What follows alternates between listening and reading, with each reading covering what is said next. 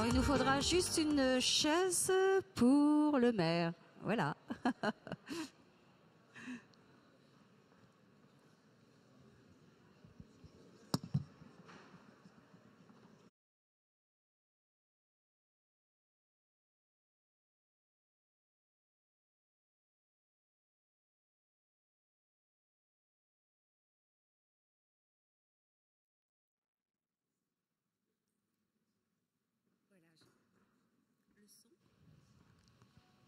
Oui, et puis je précise aussi que Madame Lila Mirabé est en train de nous rejoindre. Voilà, elle représente donc Monsieur Philippe Reichert. Et alors, on va peut-être déjà commencer, Israël, par saluer tout le monde, leur dire un immense merci, merci à vous toutes et à tous de nous accompagner depuis ce matin 10 heures. Très nombreux, donc avec aussi beaucoup de participation vraiment très active dans les débats. Et puis, c'est aussi l'occasion pour nous de remercier à chaque fois tous ceux qui nous suivent tout au long de l'année, les partenaires qui nous soutiennent.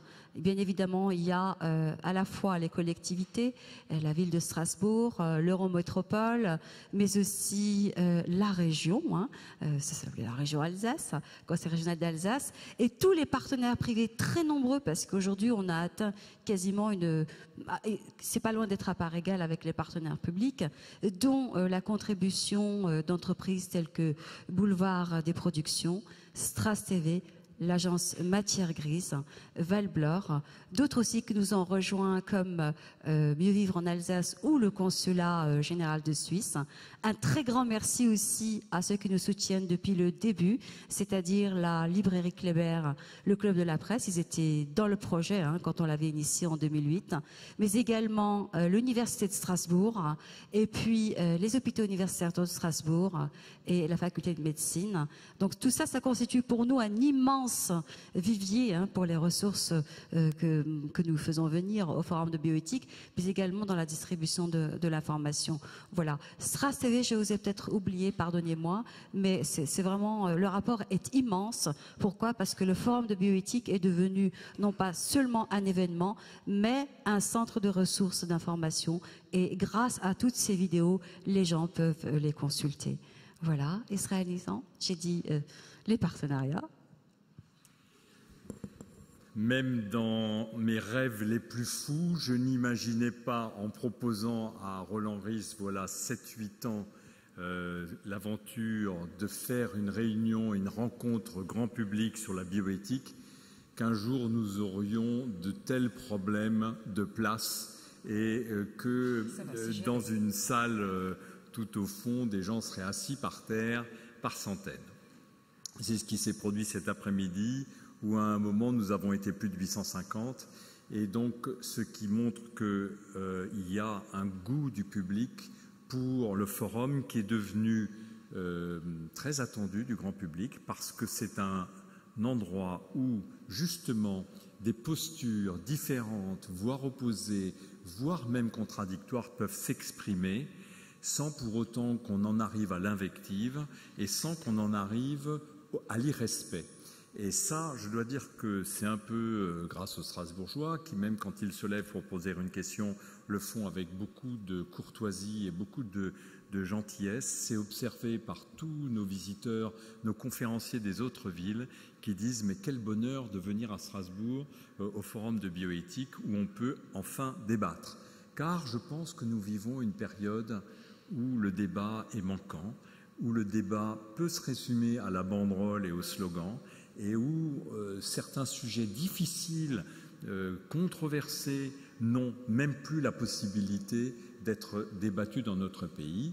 On est dans une période de fermeture du débat et nous appelons vraiment, nous avons très envie que ce type de débat puisse se produire également dans d'autres villes et que la France retrouve le goût de la controverse respectueuse que nous avons mis en œuvre au cours de ce forum. Le normal et le pathologique, c'est la thématique de notre semaine, avec bien sûr des sujets d'actualité, avec des vis-à-vis. Cette année, on inaugure des séquences d'une heure où il y a 2 orateurs qui sont d'un sujet, d'une position contraire. Et je dois dire que tout ce à quoi vous avez droit là, maintenant, cette semaine, mais aussi dans les années passées, et que vous pouvez d'ailleurs retrouver sur le site du Forum, nous le devons en très large partie à Nadia Aubin. Et je vous demande véritablement de l'applaudir, car le travail est magnifique.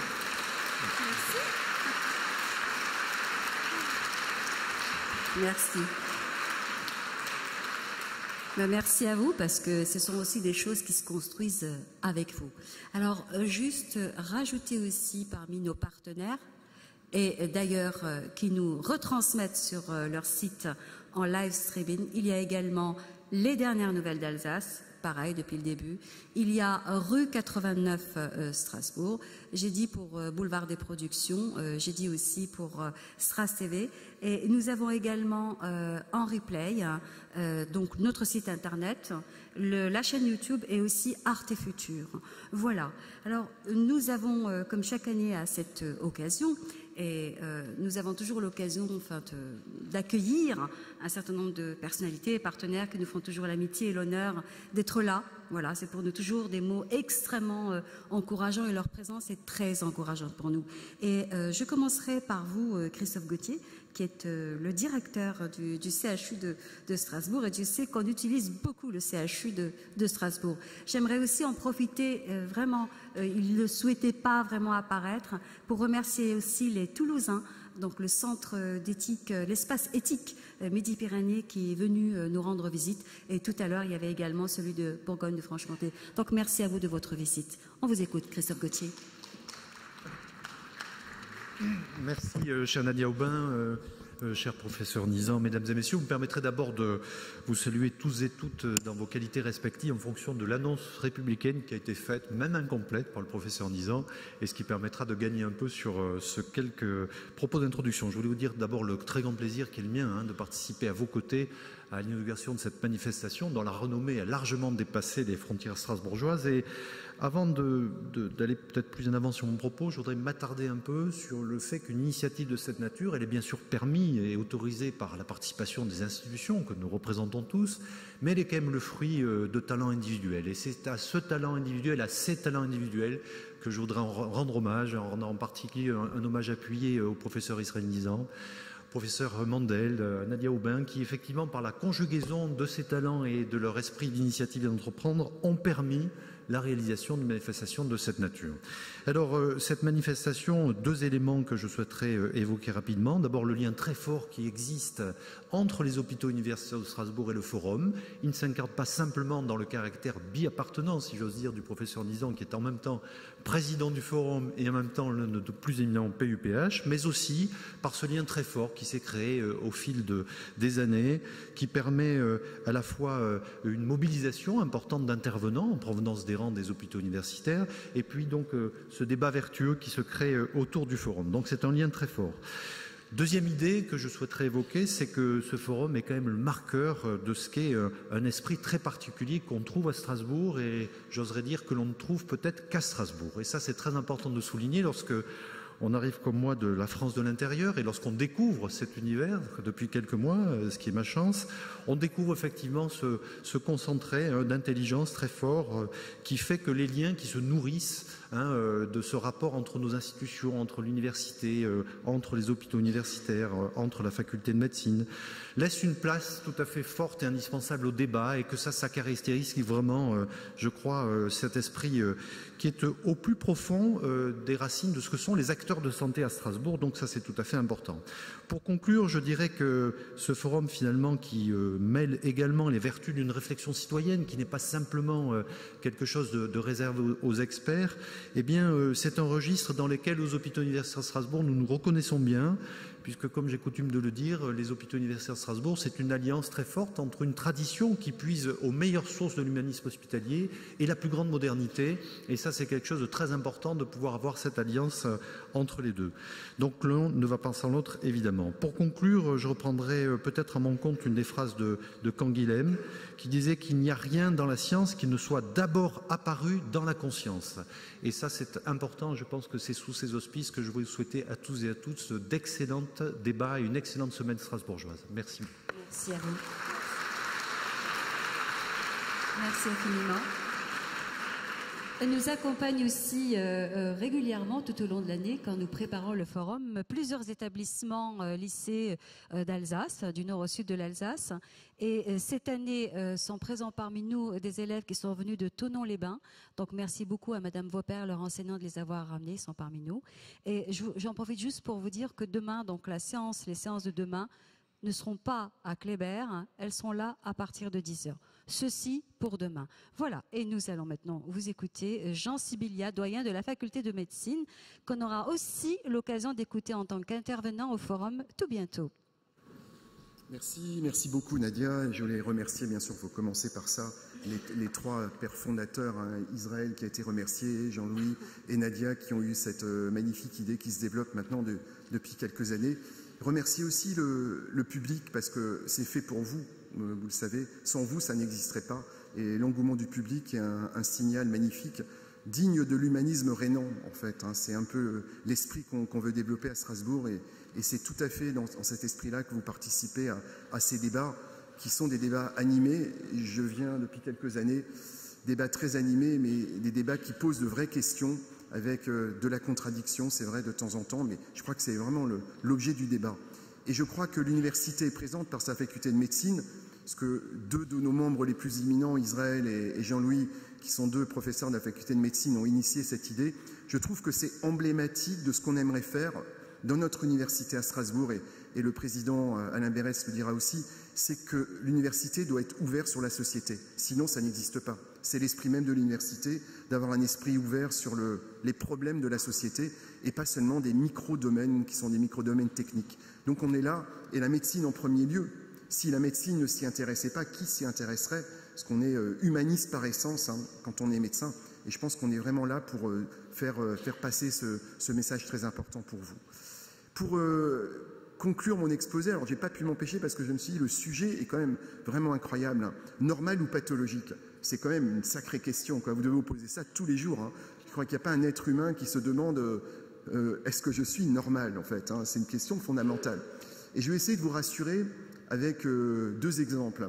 Le premier exemple, il est simple, il est évident, et il est tellement évident que quand on voit les choses, quand on les a devant soi, on oublie de les regarder. Et cet exemple, c'est l'exemple de la nature.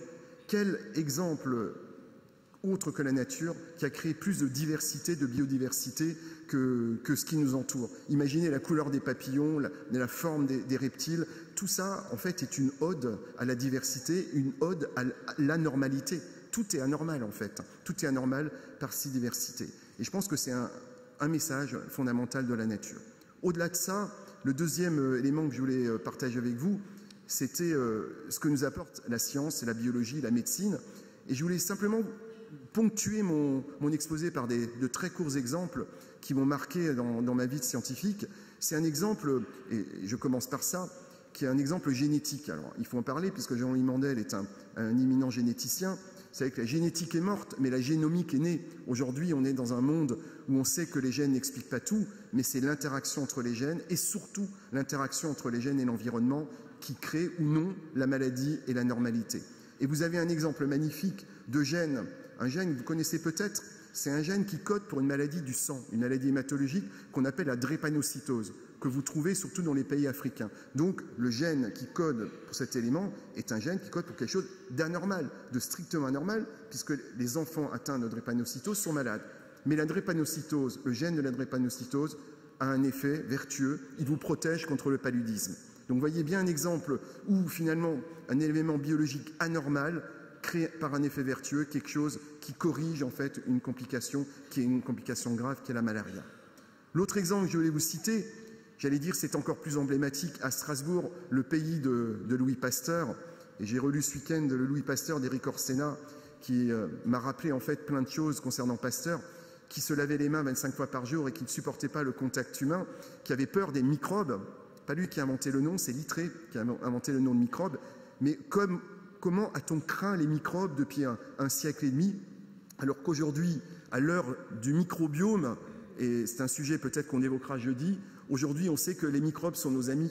La plupart des microbes sont nos amis, pas seulement les bactéries, certains virus et même les parasites. Et je ne citerai qu'un exemple pour l'illustrer. On utilise aujourd'hui des parasites, des ténias, pour simplifier.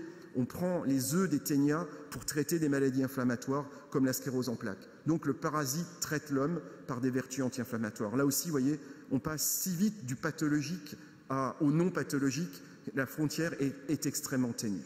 Je pourrais prendre beaucoup d'exemples, mais je vous invite à venir jeudi parce que ça sera vraiment le sujet. Hein.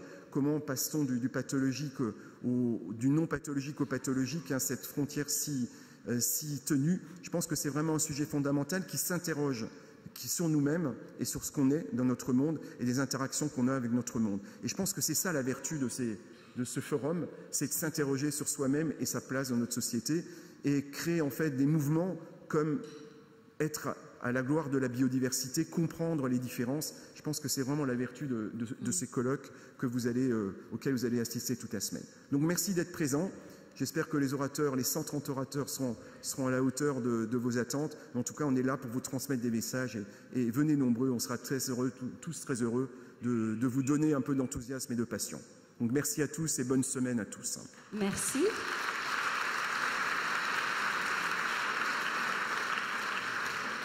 Merci.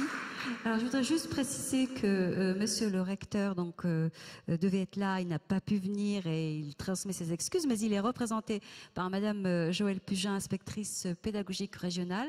Je ne sais plus où elle s'est installée. Et puis monsieur Frédéric Ansart également, qui est le directeur de cabinet du recteur. Alors maintenant, nous allons écouter Alain Berès, qui est le président de l'Université de Strasbourg et vice-président chez nous au Forum européen de bioéthique. Merci Nadia, bonsoir à toutes et à tous. Alors je veux aussi, mais je crois que tout le monde va le faire, mais quand même saluer d'abord 3 personnes totalement anormales mais pas du tout pathologiques, que sont Israël Nizan, Jean-Louis Mandel et Nadia. C'est aussi un bon exemple ils sont totalement anormaux et c'est pour ça qu'on les aime, donc bravo. Je voudrais aussi vous dire quelques mots très simples parce que ces discours inauguraux sont juste là pour vous faire attendre, j'ai pas le droit. Donc je ne vais pas vous trop faire durer, mais quand même, vous l'avez bien entendu avant avec le doyen Jean Sibilia, effectivement, on peut d'abord faire rimer bioéthique avec médecine, et la médecine, c'est un des fleurons de notre université, mais en fait, une université, c'est autre chose en plus. Il y a 2 caractéristiques que je voudrais rappeler et qui peuvent justifier le fait que je suis ici devant vous pour prendre quelques minutes. D'abord, c'est l'université, c'est la recherche. Et tout ce que vous allez entendre pendant cette semaine, ce ne sont pas des pensées abstraites, des pensées comme ça qu'on innove le coude sur le comptoir. Hein. Ce n'est pas de la brève de comptoir, ça vient d'une connaissance et d'une connaissance qui est élaborée par la recherche, quelle que soit la discipline. Dans toutes les disciplines, c'est la recherche qui vous fournira les matières du débat, et ça, c'est l'université. La deuxième chose que je voulais rappeler, c'est qu'une université, eh bien, c'est de la pluridisciplinarité. On est très fiers de l'Université de Strasbourg parce qu'elle est probablement la plus pluridisciplinaire de France, et l'autre terme qu'il faut rappeler, c'est l'interdisciplinarité, c'est-à-dire la capacité des disciplines à parler entre elles. Et par exemple, pendant ce forum, vous entendrez des collègues de notre université qui sont certes médecins, mais aussi sociologues, théologiens, physiologistes, chirurgiens, psychiatres, philosophes, généticiens, psychanalystes, journalistes, juristes, et je crois que j'ai pas tout relevé. Et c'est cette combinaison de disciplines qui fait, je crois, la grande richesse et la grande qualité de ce que vous entendrez ici. Car l'autre point, Jean l'a déjà dit, l'université, singulièrement l'université de Strasbourg, ne reste pas enfermée dans ses locaux, mais essaye depuis longtemps d'être sur le terrain avec vous, les citoyens, dans les écoles. C'est extrêmement important et le forum, je veux aussi le souligner parce que Nadia, tu l'as pas encore trop dit, mais il faut saluer l'interaction du forum avec les lycées et les enseignants parce que c'est là que ça commence et c'est important d'être présent tout de suite sur ce plan-là. Et l'université essaye aussi modestement d'être présente sur d'autres sujets. Par exemple, avant la COP21, on a organisé de nombreux débats publics sur le climat, ou bien la semaine du cerveau bientôt, etc., etc. Et je crois que toute l'année, par exemple, les conférences du jeudi que nous organisons réunissent plusieurs centaines de citoyens. Certes, on n'est pas au score du forum, mais c'est toute l'année. Alors, c'est pour ça que vous dire, je suis vraiment très fier au nom de l'Université de Strasbourg d'être là. Mais je voudrais quand même aussi vous dire quelques mots sur le sujet, sans aller trop loin, et insister peut-être sur un point, un exemple de l'importance pour l'université du sujet qui est développé pendant cette semaine. Et pour ça, je citerai un nom, c'est celui de Georges Canguilhem. Georges Canguilhem, d'ailleurs son importance n'a pas échappé aux organisateurs puisque c'est sous son égide, pour parler de lui, que ce forum s'est ouvert ce matin à 10h. Alors j'ai pas pu y être, mais c'était un bonhomme fantastique, c'était un humaniste, tu as employé le terme tout à l'heure d'humanisme, un scientifique, un esprit pluriel, et ce qu'il a pensé à l'époque est absolument pertinent encore aujourd'hui. C'était un médecin, c'était un philosophe, c'était un historien des sciences. Vous voyez la pluridisciplinarité incarnée dans une seule personne. Et il a posé les jalons d'une réflexion quasi systématique sur justement la distinction entre le normal et le pathologique. Et Canguilhem, il a une importance toute particulière pour ce forum donc, mais aussi pour notre ville et pour notre université. C'est une sorte de figure tutélaire, une sorte d'emblème, une sorte de symbole dont l'image peut probablement se diffuser pendant toute la semaine. Et effectivement, il a incarné un idéal universitaire et un idéal humaniste. Et très modestement, toute notre université s'efforce de faire fructifier cet idéal. Parce qu'il a franchi les frontières des disciplines, entre la philosophie et la médecine, parce que c'était aussi, et ça illustre ce que je vous ai dit tout à l'heure, un chercheur de très très haut niveau. Il a eu la médaille d'or du CNRS. La dernière médaille d'or du CNRS à Strasbourg, c'est Jules Hoffmann qui a eu le prix Nobel la même année. C'est ça la médaille d'or du CNRS. Donc vraiment un chercheur extrêmement reconnu, mais aussi un grand résistant. Il a enseigné à l'université de Strasbourg repliée à Clermont-Ferrand et il fut là-bas le compagnon de route d'un autre grand universitaire strasbourgeois, Jean Cavaillès, professeur de philosophie, qui a été assassiné par les Allemands en 1943. Et l'essai de Georges Canguilhem, Le normal et le pathologique, le titre de ce forum, est vraiment une référence pour les penseurs dans ce domaine. Il nous dit bien quelque chose, le vivant ne se réduit pas au pur biologique, et c'est le biologiste ici qui est tout à fait d'accord avec ça. C'est un humaniste qui refuse cette approche totalement mécaniste de l'humain. Au fond, pour lui, la vie n'est pas seulement une norme et la pathologie n'est pas seulement une exception. Toute sa vie et toute son énergie se sont liguées contre l'aspect normatif.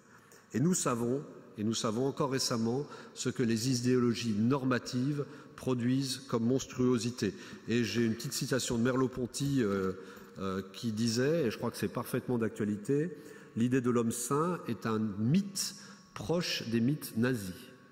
Et je crois que ça résonne assez fort en ce moment.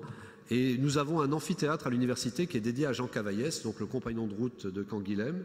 Et nous avons fait figurer sur cet amphi qui est fréquenté chaque jour par des milliers d'étudiants une citation absolument remarquable qui parle de Cavaillès et qui dit « Nécessaire les enchaînements des mathématiciens, nécessaire aussi cette lutte que nous menons ».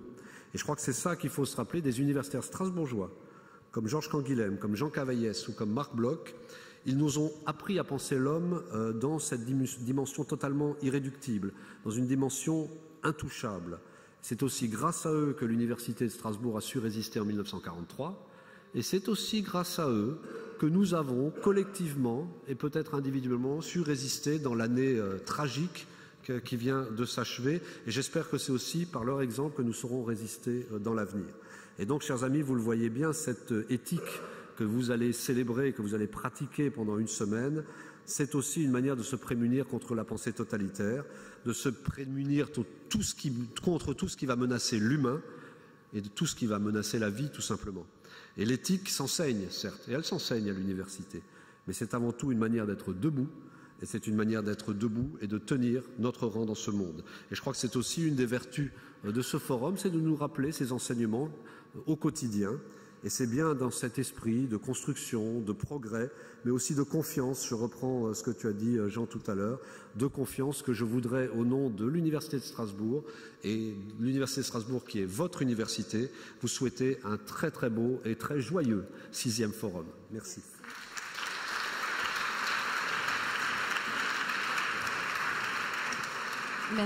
Merci beaucoup. Et c'est vrai, Alain, il y a 17 établissements donc de lycées alsaciens, mais c'est aussi souligné qu'il y a parmi nous des étudiants de l'ISEG et également ceux du CERES que dirige Madame Marie Jotil qui sera parmi nous, parmi les intervenants bientôt. Nous allons avoir le plaisir d'accueillir quelqu'un qui nous a suivis depuis le début. Je ne sais pas si vous avez eu peur ou pas quand on vous a présenté le projet, le maire de Strasbourg, Monsieur Roland Ries.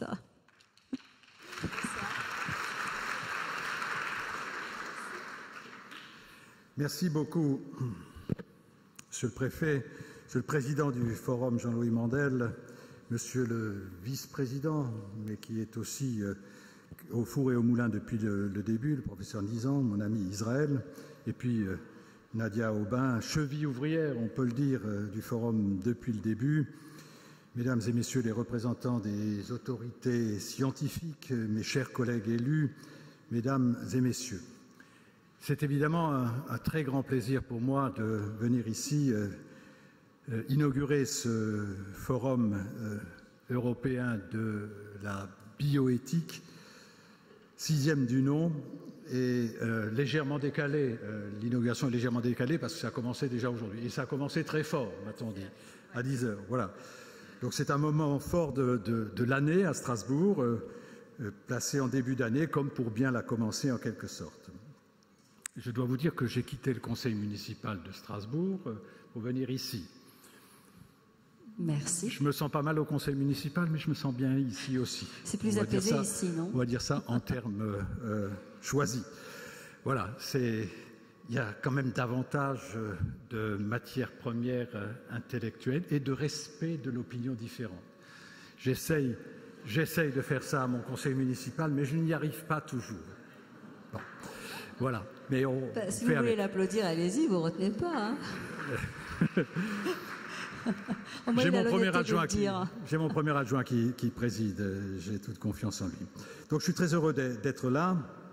Et du coup, je me permets de vous adresser à chacune et à chacun d'entre vous des vœux pour l'année qui s'ouvre, qui succède à une année tout sauf normale, pour faire écho aux premiers mots du thème de cette 6e édition.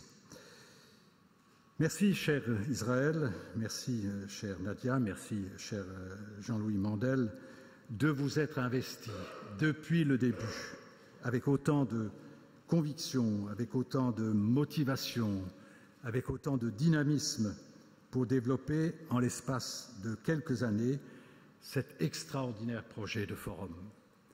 Il suffit de voir la courbe de l'augmentation de fréquentation au fil des ans pour se rendre compte que ce forum correspond à une attente et que les Strasbourgeois et au-delà viennent ici nombreux pour je dirais, écouter et participer à la réflexion sur de grands thèmes, de grands problèmes de notre temps.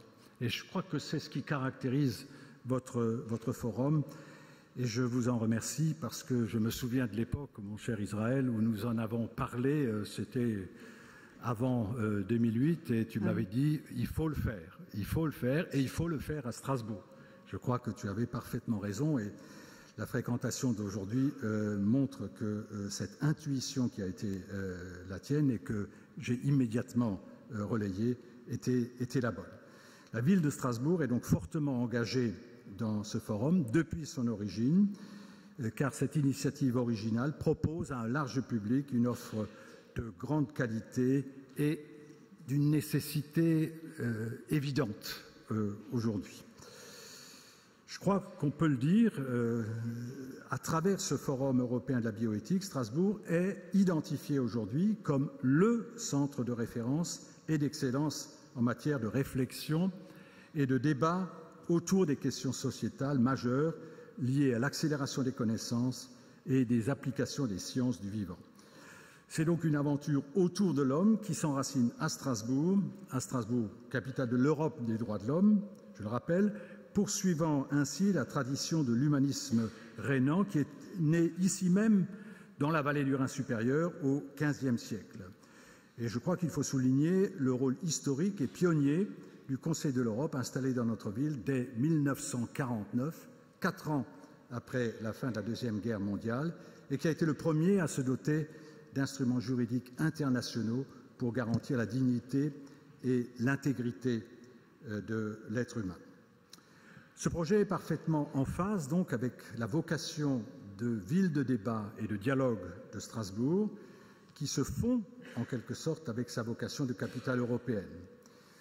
Je citerai les bibliothèques idéales, les colloques, congrès, rencontres œcuméniques, dialogues interreligieux, débats organisés par l'université, dialogue de Strasbourg avec le Conseil de l'Europe, Forum mondial de la démocratie, autant de rendez-vous placés sous le signe de l'échange, du débat, et qui se font ici à Strasbourg.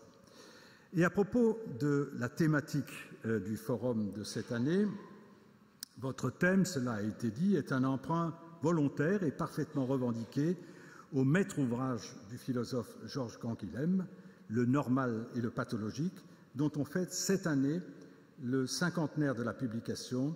Et je souhaiterais redire que Canguilhem a été un des grands penseurs, un des grands philosophes et résistants aussi, puisque sa réflexion sur le vivant l'a amené à ce qui a été dit tout à l'heure par Christophe Gautier: il n'y a rien dans la science qui n'est d'abord apparu dans la conscience. Science et conscience, vieux débat qui remonte à Rabelais et donc à la Renaissance. Bref, toutes ces questions vont résonner durant une semaine dans les murs de l'Aubette et dans bien d'autres lieux de la ville, investis par le Forum. Merci donc au Forum de bioéthique, dont la 6e édition va nous donner l'occasion, une fois de plus, de mobiliser nos énergies, nos intelligences sur tous ces thèmes aussi sensibles que passionnants. Alors, bon forum à toutes et à tous. Merci.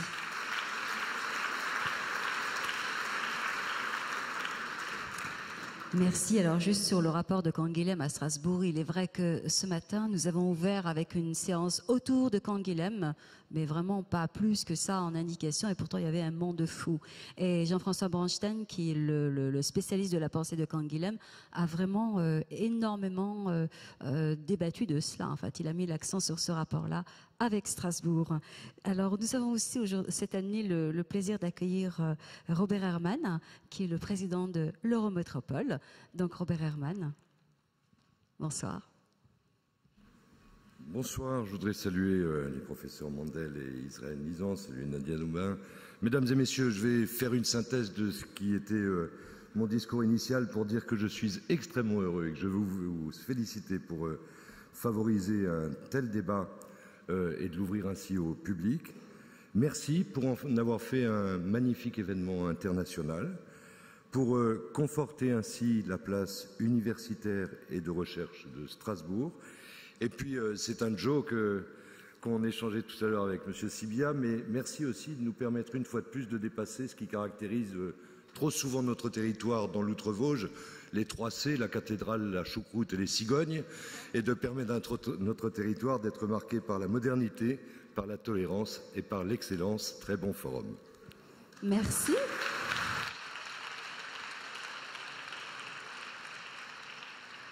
Alors, précisons aussi que l'Eurométropole nous a toujours soutenus depuis le départ, quand ça s'appelait déjà l'ACUS, donc merci. Et enfin, avec nous, Lila Mirabé, donc, qui est arrivée tout à l'heure, qui est présidente, la 6e vice-présidente, Innovation Recherche, donc dans la grande région. Alors, on a mis le nouveau, c'est un logo intermédiaire. Nos documents affichent toujours le Conseil régional d'Alsace, car nous les avons produits en novembre. Mais bien évidemment, c'est la région Alsace, Champagne-Ardenne et Lorraine. Bonsoir Lila.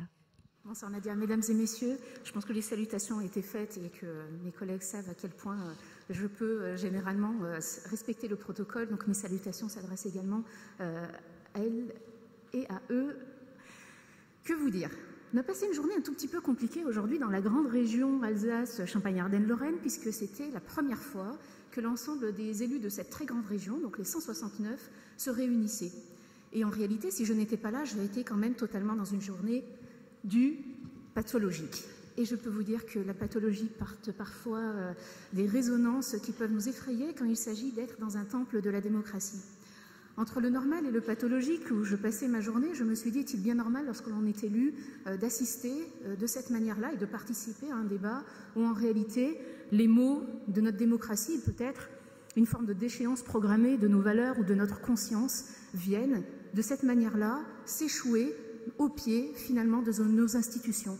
Alors, j'ai passé la journée à me poser cette question-là, et je me dis, Monsieur le maire, Monsieur le président de l'Eurométropole, puisque nous avons des mandats d'élus particulièrement, que peut-être notre façon de travailler, de soutenir quoique venant de colorations politiques différentes, un forum comme celui-ci, celui de la bioéthique, c'était une manière peut-être de rehausser la place de l'éthique sur notre territoire et peut-être d'être ces étendards qui nous permettraient de donner une valeur un peu particulière qui en a besoin dans un monde où finalement nous sommes très enclins à venir nous heurter les uns aux autres et à privilégier les grands temps médiatiques.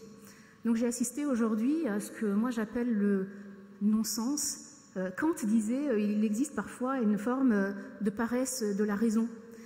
Il y a à la fois la paresse de la raison et puis il y a la jubilation finalement à la fois de la nuisance que l'on peut avoir aux autres et en même temps cette nuisance qui peut faire jubiler et qui vient se confronter à notre pleine nécessité que de porter le sens commun de la chose publique. Et moi je suis très heureuse en tant que vice-présidente de cette immense région de porter les questions en lien avec l'innovation et la recherche notamment, que l'on porte très bien avec l'université également de Strasbourg, de venir porter une forme de respiration dans les débats qui sont les nôtres. Il n'y a pas tellement longtemps qu'une campagne électorale nous a, j'allais dire, tous secoués. Finalement, elle n'est que le reflet de ce qu'est notre société. Elle est également que le résultat de ce que nous autres politiques avons bien voulu donner comme place à nos concitoyens. Et aujourd'hui, nous devons siéger dans cette grande région et je me dis que nous avons raison de donner un peu de respiration à notre territoire pour venir ouvrir les portes à la société civile de grands débats de société. C'est un peu une exception et je commence à beaucoup sillonner la Champagne-Ardenne et la Lorraine. Je prends des trains très très tôt et je rentre très très tard. C'est très intéressant de découvrir ces territoires. À quel point cette expérience, cette initiative aujourd'hui trouve déjà des résonances ailleurs. Et Monsieur le maire, on s'est vu en fin de semaine dernière en disant qu'il y avait des exceptions, des premières mondiales qui avaient lieu à Strasbourg, mais que Strasbourg c'était quand même toujours un peu plus particulier qu'ailleurs. Il n'empêche qu'on nous demande déjà de voir comment ce forum de bioéthique peut avoir une résonance ailleurs. Moi je crois que nous autres Alsaciens, nous sommes généreux. Et nous avons, c'est peut-être une pathologie, cette générosité, puisque nos valeurs évoluent à travers le temps et qu'il est presque plus tellement normal d'être à ce point-là généreux. Mais nous sommes, je crois, viscéralement généreux et j'espère que nous saurons porter ce message, notamment auprès des lycéens de cette grande région, pour que les générations à venir puissent, elles également, avoir l'opportunité de ces débats et de questionner leur conscience sur les grandes questions de société. Donc, merci à Nadia et à l'ensemble des porteurs de ce forum de continuer à chaque fois à venir nous piquer, nous titiller, nous alerter et finalement nous mettre mal à l'aise. Et je crois que moi, c'est ce que j'aime dans ce forum européen de bioéthique, c'est que ça vient à chaque fois nous repousser dans nos certitudes, si nous devions avoir des certitudes, et donc finalement, ce qui parfois en termes de conscience générale peut nous mettre dans des positions de confort. Voilà, on a considéré que certaines choses étaient normales et d'autres ne l'étaient pas. Et bien finalement, à la fois ces valeurs avancent, progressent. Il y avait de grands débats autour de la question, par exemple, du genre, de l'orientation sexuelle, ce qui était qualifié il y a quelques années parmi les maladies mentales, aujourd'hui rentre totalement dans les normes en principe acceptées par notre société, même si ça pose d'autres questions, notamment sur la notion de famille. Mais en tout cas, nous sommes aujourd'hui, dans le cadre de ce forum, toujours alertés, toujours en questionnement. Et moi, je suis très heureuse que ce forum de bioéthique soit d'abord le forum des citoyens. Et ça, je crois que c'est votre réussite à tous, organisateurs, et puis Nadia, tu y tiens une place particulière, parce que c'est une des rares occasions au cours desquelles, effectivement, il ne s'agit pas simplement de monter sur une tribune et de venir asséner une vérité. Moi, j'ai toujours cru qu'à chaque vérité, à chaque instant, il y avait une vérité.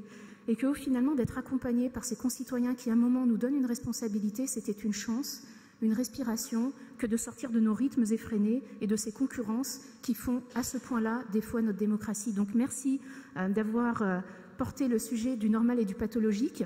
Je pense que je vais redescendre de cette tribune et que je vais retourner dans le pathologique. C'est pas toujours avec le plaisir que vous pouvez imaginer, mais je garde une conviction pleine et entière, c'est que celle de l'éthique, celle de la chose publique, celle de l'intérêt général, c'est peut-être ce qui fait la vertébration de notre humanité. Et à chaque fois qu'il est question de ce forum européen de bioéthique, c'est ce que je re-questionne à chaque fois. Lorsque l'on doit questionner est-ce que l'on finance, est-ce qu'on accompagne ce forum, je me dis, nous avons besoin de consolider notre vertébration dans le genre de l'humanité. Et pour finir, parce qu'il est presque normal, j'allais dire qu'une femme ait un tout petit bout de temps de parole en plus, j'avais déjà dit ça l'année dernière, ça ne va pas du tout. Messieurs, je vous recommande, je vous invite à avoir des tribunes plus mixte, plus paritaire, mais ça, ceux qui me connaissent savent que j'aime bien titiller sur ce point de vue-là. Je me permets, parce que peut-être c'est une forme également de féminité, d'avoir envie de cette générosité-là, je voulais vous souhaiter d'avoir une année normale, de vous intéresser aux pathologies des uns et des autres, d'être heureux et d'être heureux ensemble. Merci beaucoup. Merci.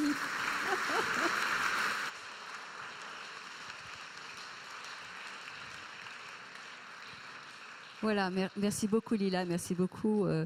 Il y a aussi le volet jeune. Hein. Je sais que tu y tiens beaucoup à ce volet jeune qui est extrêmement présent chez nous. Alors, nous allons avoir le plaisir maintenant d'écouter Roger-Paul Droit, le philosophe Roger-Paul Droit. Sachant que vous avez un train, rappelez-moi s'il vous plaît à quelle heure est-il? Monique, à quelle heure? 20h15. Bon, ben ça va, on a le temps.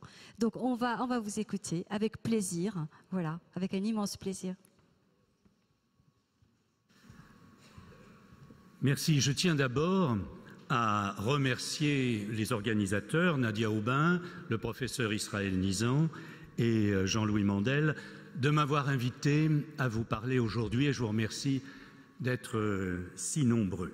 C'est un honneur d'ouvrir ce 6e forum de bioéthique, mais je vous avoue que c'est un honneur redoutable parce que les deux notions qui forment le sujet, le thème de tous les débats, sont un couple crucial, mais un couple qui est pour le moins compliqué.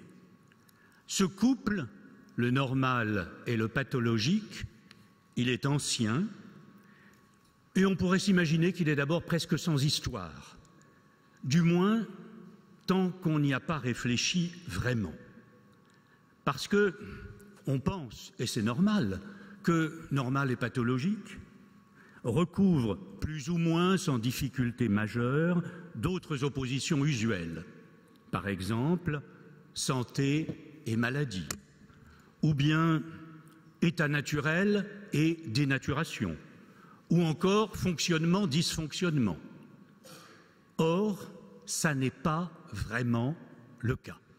Certes, il est évidemment légitime, dans la pratique thérapeutique courante, de considérer qu'on peut appeler normal ce qui ne requiert pas d'intervention et d'appeler pathologique tout ce qui est à soigner, du moins quand on sait le faire. Pourtant, ce vocabulaire qui paraît transparent renferme une foule de difficultés, je dirais même d'opacité, qui se révèlent au premier examen attentif. C'est pourquoi, avant de venir à la question « y a-t-il des normes pathologiques ?», rassurez-vous, j'ai beau être philosophe, je n'ai pas oublié mon sujet en parlant. Donc avant d'en venir à cela, je voudrais mettre en lumière une première idée. Le couple normal-pathologique, c'est un couple bancal. Je dirais même que c'est presque un couple mal assorti, ce dont on ne s'avise pas souvent. Alors bancal, mal assorti, mais pour quelle raison? Parce que ces deux termes opposés se tiennent en fait à l'entrecroisement de registres distincts, de registres que l'on a malgré tout tendance à voir empiéter couramment l'un sur l'autre. Et cette disparité des registres, vous allez voir, vous la connaissez tous, mais il y a quantité de problèmes qu'elle soulève que finalement tout le monde oublie. Cette disparité, on peut la caractériser très simplement. Même si les effets sont divers et complexes, on pourrait dire ceci. Soit on constate ce qui constitue le normal. Et alors, ce normal, ce constat, c'est un pur fait. Le fait le plus fréquent statistiquement. Soit on pose une règle, on élabore quelque chose de préférable, un idéal, un optatif quelconque, contre ce qui existe, ou en tout cas en dehors de ce qui existe. Et cette norme, et là il s'agit évidemment des normes éthiques, au lieu d'être simplement un constat, implique des valeurs. Alors je prendrai quelques exemples très rapides pour bien préciser ce point, qui est certes connu, mais dont il faut voir qu'il va poser des problèmes. Quand nous appelons normal, ce qui est le plus fréquent en vue en raison de nos observations statistiques, alors nous pouvons dire qu'il est normal qu'il y ait des embouteillages à n'en plus finir dans les grandes villes, qu'il est normal que la délinquance s'accroisse dans les centres urbains mal conçus, ou qu'il est normal que la mortalité due au cancer du côlon ou à l'alcoolisme soit particulièrement élevée dans la population française. Parce que alors, chaque fois, nous appelons normal le fait fréquent. Quand bien même il est désagréable, quand bien même il n'est pas souhaitable, quand bien même il serait d'une certaine façon, vu sous un autre angle, un fait pathologique. Parce que nous avons un second sens de normal à notre disposition, grâce auquel nous appelons normal non pas ce qui est, mais ce que nous souhaitons voir exister, ce qui représente à nos yeux un bien, une norme à imposer au réel, aux autres ou à nous-mêmes, et non pas à extraire simplement de l'observation du réel. Il y a donc deux normalités distinctes qui ne cessent de coexister dans notre vocabulaire et qui ne cessent de s'y contredire. Nous affirmons ainsi qu'il est normal qu'il y ait des vols de mobylettes dans les cités, parce qu'ils ont lieu constamment, et nous disons en même temps qu'il n'est pas normal qu'on vole ainsi des mobylettes, parce que nous pensons que c'est incivil ou immoral ou illégal, etc. Le taux élevé de cancer lié à l'alcool et au tabac est normal en tant que statistique, il n'est pas normal du point de vue d'un idéal de santé publique, etc., etc. Voilà qui est très simple, un peu embêtant, que le même mot veuille dire deux choses différentes, mais assez simple.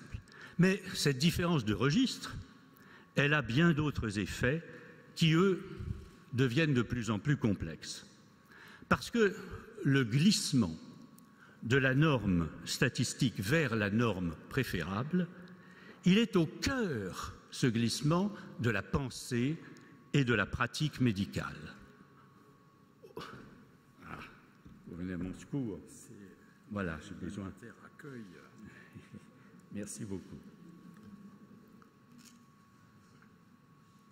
Voilà, il faut qu'un médecin vienne au secours du patient dont la pathologie est d'avoir la bouche qui s'assèche.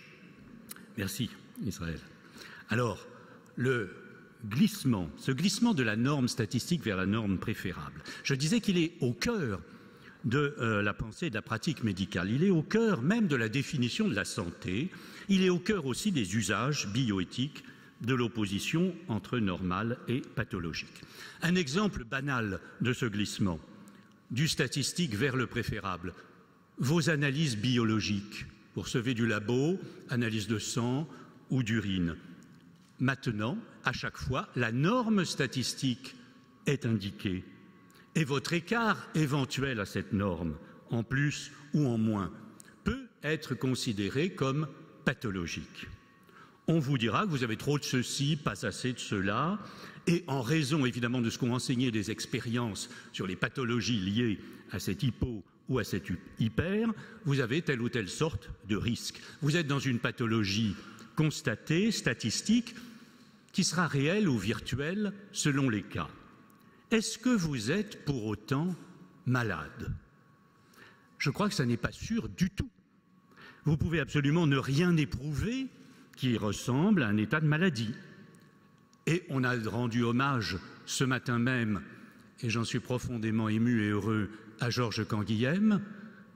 Le président Béretz vous en a parlé, plusieurs des orateurs ont déjà dit quelque chose de Georges Canguilhem. Je crois que dans son grand livre fondateur, Le normal et le pathologique, il insiste sur le fait que l'état pathologique, c'est d'abord celui qui s'éprouve comme maladie. Tant que n'existe pas véritablement la conscience de ne plus être dans sa normalité personnelle, dans son assiette, comme on dit dans la vie courante, c'est-à-dire dans un rapport adéquat de son propre organisme à l'environnement, alors il n'y a pas à proprement parler de pathologie. Il y a une pathologie virtuelle, il y a un écart statistique à la norme, il n'y a pas encore une maladie vécue, éprouvée et ressentie par quelqu'un.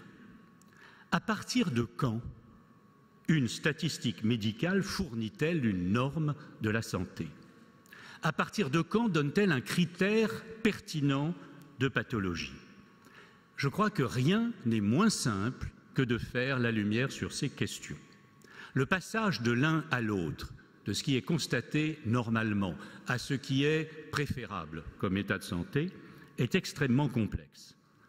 Parce que les critères médicaux évoluent, en raison de l'expérience et des connaissances, mais aussi et surtout parce que se mêlent constamment à ces critères, qui sont objectifs d'une certaine manière, des jugements d'appréciation, de choix éthiques, qui ne cessent d'interférer dans ce tracé qui devient toujours hésitant, toujours mobile, de l'opposition normale pathologique. Et ce qui complique le jeu, finalement, c'est que cette frontière normale pathologique est aussi une construction historique, un héritage culturel, un fait social, un enjeu idéologique et même politique, si bien que tous les débats éthiques et juridiques qui seront pris dans cette nasse doivent aussi en tenir compte.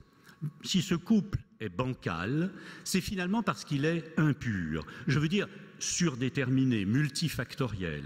Il entrelace, il entrecroise une multiplicité de registres d'une manière qu'il est impossible de désintriquer définitivement.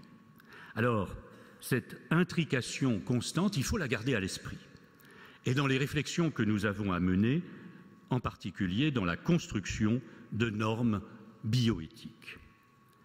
Ces normes éthiques, et c'est d'elles maintenant que je vais parler, elles sont indispensables parce que c'est une véritable vague déferlante d'innovation que les biotechnologies nous mettent chaque jour sur le dos. Et ces techniques, pour le meilleur comme pour le pire, elles peuvent aujourd'hui, vous le savez bien, intervenir au sein du génome humain. Et donc il y a une vaste série de possibilités à encadrer. Encadrer ne veut pas dire systématiquement refuser, ça peut vouloir dire nuancer, ça peut vouloir dire intensifier même ou encourager. Et cette instauration des normes est impérative. Dans les 6 années, dont j'ai un très bon souvenir, que j'ai passé à siéger au Comité consultatif national d'éthique, j'ai au moins été convaincu d'une chose, c'est que ces questions sont aiguës, mais qu'elles sont aussi complexes, et qu'il est donc nécessaire de travailler constamment et collectivement à déminer les pièges, comme à clarifier les débats. Alors, clarifier les débats, c'est ce que je vais maintenant essayer de faire sur un point limité, mais je crois important, de la réflexion sur le normal et le pathologique, en examinant la question que j'ai mise comme titre, concernant les normes éthiques, y a-t-il des normes pathologiques? Les normes pathologiques, qu'est-ce que ça veut dire? C'est une curieuse expression, un peu une contradiction dans les termes, un peu comme l'obscure clarté qui tombe des étoiles, c'est-à-dire un oxymore. Parce que, en effet, des normes, si elles sont éthiques, ce sont des normes qui veulent quelque chose de souhaitable, des normes qui donc incarnent des règles construites à partir de valeurs que l'on a choisies. Peu importe, pour l'instant, que ça prenne la forme d'une loi, d'une juridiction, d'un texte programmatique, d'un avis d'un comité d'éthique, en tout cas, ça existe bien comme quelque chose construit à partir de valeurs. Alors comment de telles normes pourraient-elles être pathologiques? Elles sont destinées à écarter ce qui trouble. Elles sont destinées à construire un monde souhaitable, pas un monde souffrant ni dysfonctionnant. Je soutiens, malgré tout, qu'il existe de manière réelle, effective, des normes intrinsèquement pathologiques. Alors il va falloir que je précise évidemment de quoi il s'agit, que je dise à quels critères on peut les reconnaître pour permettre, si possible, de les éviter ou d'en réduire le nombre. Alors je vais commencer par écarter très vite 2 possibilités qui ne sont pas intéressantes. On parle de normes pathologiques souvent pour dire ce qui décrit une pathologie, les critères à partir desquels on va parler de grippe aviaire, de pandémie ou les signes distinctifs d'un syndrome. Ça ne m'intéresse pas parce que des normes qui désignent une pathologie ne sont pas elles-mêmes pathologiques et en plus, généralement, il ne s'agit pas de normes éthiques. Autre possibilité à écarter, les normes administratives qui ont des soubassements éthiques, mais des effets pervers. Je pense aux innombrables normes européennes qui encadrent par exemple l'usage des conservateurs, des fruits et légumes, des colorants dans les aliments et les bonbons, etc. Alors elles peuvent être, ces normes, bien ou mal conçues, elles peuvent aussi ne pas tenir compte de la nocivité de tel et tel composant, mais elles ne sont pas pathologiques. Ce sont des normes qui peuvent être éventuellement pathogènes par leur mauvais usage, par leur mauvais ajustement ou par leurs imperfections. Le cas de figure que j'ai à examiner, c'est celui d'une monstruosité de la norme, une tératologie, si j'ose dire, de la normativité. Voilà ce que serait une norme pathologique. On doit la supposer souhaitée, on doit la supposer jugée désirable, au moins par une collectivité, et on doit en même temps admettre qu'elle vise un bien prétendu, mais en fait destructeur et mortifère. Le propre d'une norme pathologique, c'est d'être en tant que norme productrice intentionnellement de souffrance et de destruction. C'est une norme anti-éthique. Vous allez me dire, mais où est-ce qu'on trouve des choses pareilles? Eh bien, de telles normes existent et, je vous assure, il n'est pas besoin d'aller les chercher bien loin. Le XXe siècle en est plein, en a connu beaucoup. Je n'en prendrai qu'un seul exemple, mais vous allez voir, il parle de lui-même. Les lois raciales du Troisième Reich, proclamées à Nuremberg en 1936, avec pour maître d'œuvre le juriste et philosophe auquel aujourd'hui on déroule quelques tapis rouges, Carl Schmitt. Ce sont des normes pathologiques. Pourquoi? Parce qu'elles transforment la définition même de la nationalité allemande, du statut de citoyen allemand, afin d'en exclure les Juifs. Cette norme veut préserver la race aryenne, elle souhaite transformer positivement la législation allemande, mais elle n'en est pas moins fondée sur une monstruosité. Sa pathologie éthique consiste en quoi? Elle consiste dans le fait d'exclure de l'humanité une partie des humains. Et après les avoir exclus de la citoyenneté, des droits civiques, des droits sociaux, de l'enseignement, entre autres, du droit de propriété, cette norme, comme vous savez, a fini par exclure des humains fondamentalement du droit à la vie. Le paradoxe de ces lois raciales nazies, on ne le souligne pas assez, c'est d'être double.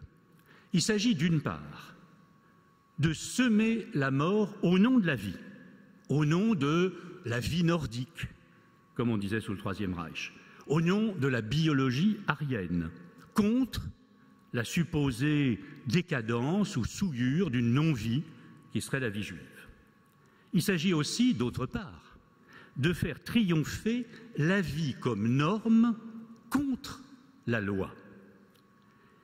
La vie peut donc devenir, je voudrais insister rapidement sur ce point, une norme pathologique. C'est étrange, on est au cœur du paradoxe. Comment la vie qu'il s'agit de défendre et de préserver peut-elle, transformée en norme, devenir pathologique? Je renvoie ici aux travaux d'un philosophe et historien qui est Johann Chapoutot, dont je vous recommande vivement le livre « La loi du sang, penser et agir en Asie », c'est paru chez Gallimard en 2014, et qui a parfaitement mis en lumière ce point. Et dans un texte récent qui s'intitule « Le nazisme ou la vie comme norme », il dit ceci pour résumer, alors je souligne bien que c'est le point de vue des nazis qu'il résume, la normativité héritée par le monde contemporain est constituée, à leurs yeux, de normes qui viennent enserrer, contraindre, entraver, étouffer la vie de la race nordique. Alors vous voyez comment se dédouble et la norme et la vie, et comment se dédouble d'une certaine manière normale et pathologique. Parce que, d'un point de vue nazi, c'est la norme ancienne, mauvaise, de l'éthique universaliste qui devient pathologique, parce qu'elle apparaît comme opposée à la vie de la race. Il s'agirait donc d'ériger en nouvelle norme la vie aryenne, blonde, contre la loi. Et en ce cas, de mon point de vue, et je ne pense pas, heureusement, être le seul à penser ainsi, cette norme est profondément pathologique. Alors il faudrait bien sûr s'interroger maintenant, très longuement, très minutieusement, et on n'a pas le temps, sur ce que peut apprendre cet exemple historique. Parce qu'évidemment, vous allez me dire, c'est trop net, c'est trop gros, et il y a bien évidemment d'autres normes qui peuvent être très éloignées par leur thème et leur sujet, et qui n'en sont pas moins, d'une certaine manière, marquées par cette torsion qui va faire passer une norme du côté de la pathologie. Parmi les questions que j'aimerais examiner, ou que je vous suggère, est-ce que toute forme d'eugénisme n'est pas une matrice de normes pathologiques? Faute de temps, je me borne à vous soumettre quelques pistes de réflexion qui seront à la fois lapidaires, provisoires, et qui réclament évidemment une longue analyse. Il me semble qu'il y a 3 critères principaux pour discerner une norme pathologique. Je dirais qu'une norme éthique, évidemment, est pathologique non pas quand elle examine des cas particuliers, non pas même quand elle défend des singularités ou des exceptions, mais quand elle le fait en contrevenant à l'universalité des principes de respect des personnes, de droits des humains et de dignité. Le deuxième critère, c'est qu'une norme éthique est pathologique non pas quand elle défend la vie contre la mort, mais quand elle défend une forme de vie au prix de la mort d'une autre forme de vie. Enfin, une norme éthique est pathologique quand le bien qu'elle vise a pour condition ou pour conséquence des souffrances et des destructions. Il me semble que voilà les points principaux qui sont à garder à l'esprit. Alors j'y ajouterai volontiers une interrogation que je soumets à votre appréciation. Nous sommes de plus en plus enclins à demander au droit, aux législateurs, à l'éthique, au comité d'éthique, de donner satisfaction à pratiquement tous nos désirs individuels, quels qu'ils soient. Et pour les générations précédentes, durant des siècles, le droit, la norme, l'éthique avaient pratiquement la fonction inverse, préserver le bien commun au prix parfois de la frustration de désirs individuels, même légitimes, même respectables, mais jugés, à tort ou à raison, hors normes. Je ne sais pas, je vous l'avoue, je ne sais pas du tout si ce changement de sens et de portée de la loi est pathologique ou non, s'il est porteur de normes pathologiques ou pas, mais je vous livre au moins la question. Pour finir, j'aimerais faire retour sur le normal et le pathologique, en vous parlant très rapidement du rapport entre les équerres et les émotions. Alors, c'est bien au premier abord, entre les équerres et les émotions, voilà qui vous paraît étrange, mais vous allez vite comprendre que ça ne l'est pas. Quel rapport entre équerre, émotion normale et pathologique? Très simple. Norma. Norma. Qu'est-ce que c'est? Je ne parle pas de la norma de Bellini. Je vous parle de ce que ce mot, qui a donné naissance à normalis, veut dire en latin. Qu'est-ce que c'est que norma en latin? On croit que c'est une norme. Pas du tout. Pas du tout. C'est un outil, c'est un objet technique. Norma, c'est une équerre. Celle dont se servent les architectes pour avoir des murs qui font un bon angle droit et qui tombent à la perpendiculaire, celle dont se servent les géomètres. Voilà ce qu'est norma. Et au point de départ de l'idée même de normal, il y a donc la représentation d'une équerre, de quelque chose qui sert à caler la rectitude de ce qu'on construit, sa rationalité stricte. L'idée de cette normalité ajustée, construite, mise à l'équerre, elle a subsisté par exemple dans plusieurs usages du terme français normal, quand on parle d'une école normale, d'instituteur, quand on parle même d'une pharmacie normale, ça se dit moins en moins, c'est évidemment, ça n'oppose pas cette école ou cette pharmacie à d'autres qui seraient pathologiques. Ça veut dire que l'école sert de référent, de modèle, d'épure ou de point de départ, de règle formatrice, comme le fait une équerre. Et de même qu'il faut interroger le mot normal, je crois qu'il faut aussi jeter un coup d'œil sur l'étymologie de pathologie. Et cette nécessité, elle n'est pas motivée, je crois, par le fait qu'il y aurait dans l'étymologie des ressources de trésors cachés, des mystères originaires qu'il faudrait déployer. Enfin, je laisse ces fantasmes aux heideggeriens dont je ne suis pas. Mais, sans surestimer les provenances, le sens latin ou grec, je crois qu'ils peuvent nous servir, ces mots anciens, à mieux comprendre nos propres usages. Or, pathos, c'est du grec cette fois, c'est un mot à signification multiple. Il veut dire, tour à tour, beaucoup de choses très différentes. Le trouble, la douleur, éventuellement la maladie, mais plus usuellement, pathos, c'est l'émotion, le sentiment, l'affect.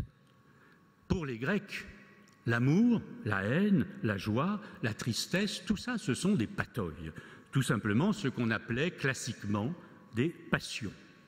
Et il y a un passage qu'ils ont jugé légitime, qu'ils ont fait, de la maladie qui trouble le corps à la passion qui trouble l'âme. Le parallèle a paru valide à une rationalité, si vous voulez, qui était toujours méfiante envers les désordres du sentiment. Alors comme cette représentation, elle a traversé toute l'histoire de la philosophie ou presque, je n'ai pas besoin d'en faire très long.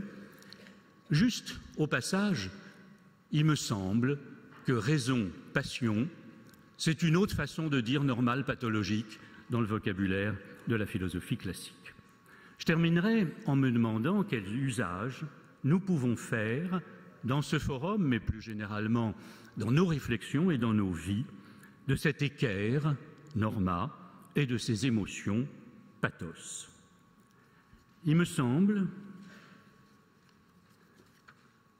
que nous pourrions nous dire que vouloir tout mettre d'équerre est une grave maladie.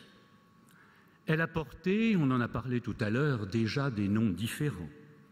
Fascisme, communisme, totalitarisme, dictature, même utopie, à condition de savoir que l'utopie est le règlement minutieux d'une vie idéale mais géométrisée. Vouloir ne plus tenir compte de la raison, qui est la symétrie, ça s'est nommé tantôt romantisme, tantôt anarchisme, tantôt postmodernité. Moi, je crois qu'il faut mieux retenir que ce qui est bancal, ce n'est pas tellement ce couple, mais ce qui est bancal et qu'il faut accepter comme tel de bancal, c'est la vie elle-même. Et c'est ce qui fait sa grandeur.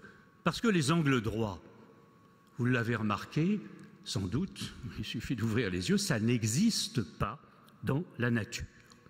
C'est une pure invention humaine.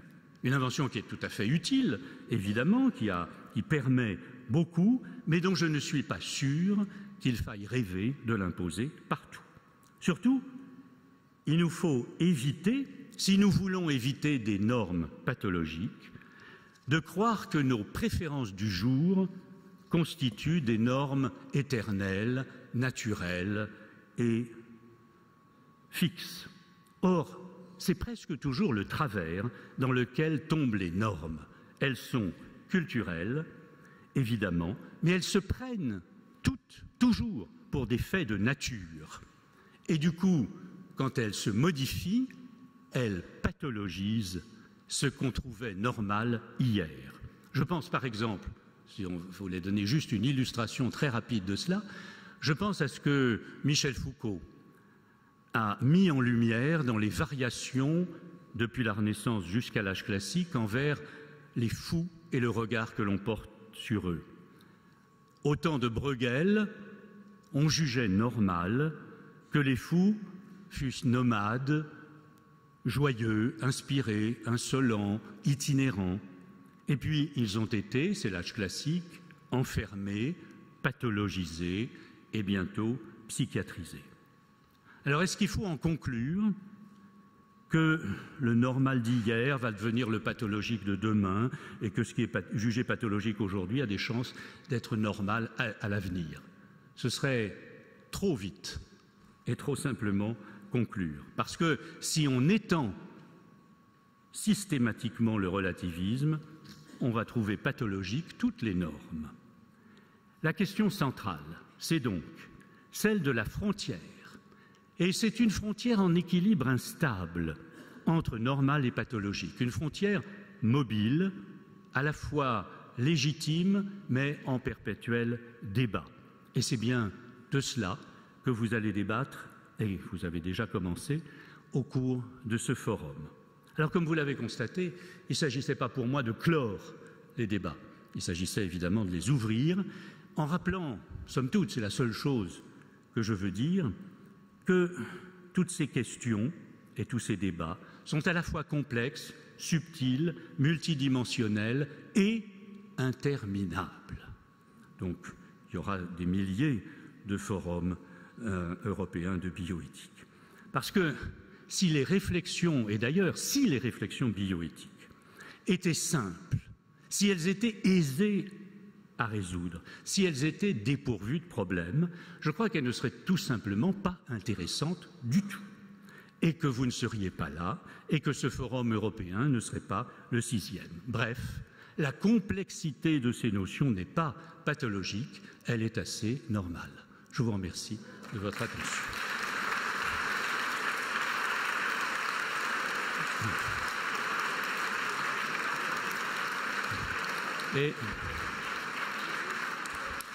Et en vous disant au revoir et merci, je vous prie d'accepter mes excuses. Je pensais rester et des changements d'emploi du temps font que j'ai des choses à faire très tôt demain matin à Paris. Et du coup, je dois prendre le dernier train qui est dans très peu de temps. Merci. Au revoir.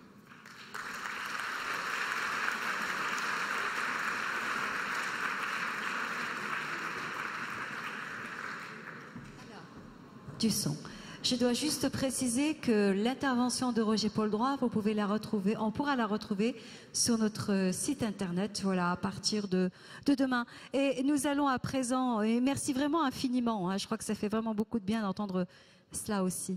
Nous allons écouter à présent Israël Nizan. Alors sur un tout autre thème, c'est le retour du corps. Le retour du corps, eh bien, on va voir avec quelle histoire, quelque chose de très touchant, je trouve.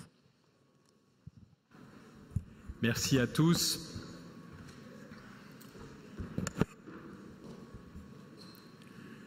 Quand ils sont capables d'écouter et d'entendre, les médecins apprennent beaucoup de leurs patients sur la vie en général et sur ses avatars en particulier. Voici une histoire qui a contribué, certes avec rudesse, à m'éduquer personnellement. Cette histoire, je l'ai longtemps eue avec un fort sentiment de culpabilité, l'impression d'un échec, de n'avoir pas su m'y prendre.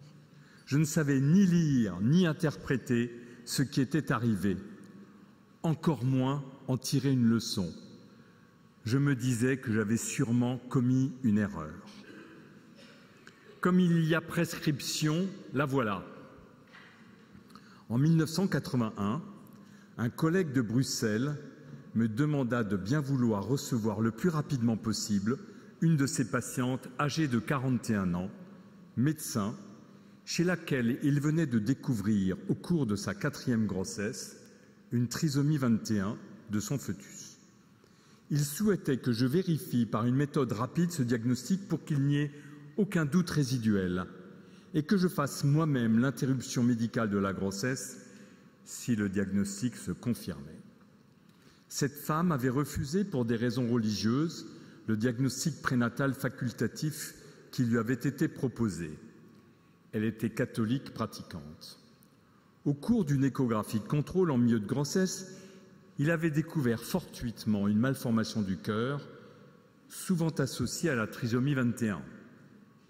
Sur son insistance réitérée, la patiente avait accepté à contre-cœur, mais il fallait bien se préparer à une telle naissance, la myosynthèse qui avait confirmé ce que chacun redoutait.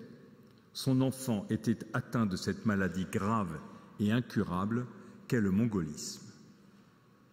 À l'annonce de cette catastrophe, son mari lui avait demandé instamment d'avorter, car, disait-il, il ne supporterait pas d'élever pareil enfant. La blessure narcissique d'avoir engendré un petit Mongolien lui était intolérable. Il préférait abandonner le foyer conjugal et sa famille plutôt que de vivre pareille épreuve. Cette femme se trouvait donc devant le choix tragique d'avorter contre ses convictions morales ou de priver les aînés de la fratrie de leur père, si imparfait fût-il. Elle se décida donc avec une peine infinie pour l'avortement médical. Mais elle souhaitait deux choses au préalable: que l'on vérifiât une seconde fois le diagnostic pour être sûr qu'il ne s'agissait pas d'une improbable erreur de l'analyse, et que l'avortement ne se passât pas à Bruxelles, car elle ne retournerait plus jamais dans l'endroit où il aurait eu lieu. Une douleur lourde et silencieuse émanait de cette femme digne et droite. Inutile d'expliquer quoi que ce soit, elle savait tout. Vain de consoler, elle était irrémédiablement blessée. Chaque parole lui était pesante. Son regard embrumé mais déterminé semblait dire « Faites votre travail vite et bien, et surtout ne commentez pas, surtout ne dites rien. » Le contrôle s'avéra positif, bien sûr. Elle demanda en salle d'opération à ne pas être endormie pour l'avortement. Au moment de l'expulsion de son fœtus, elle repoussa mes mains pour s'accoucher elle-même.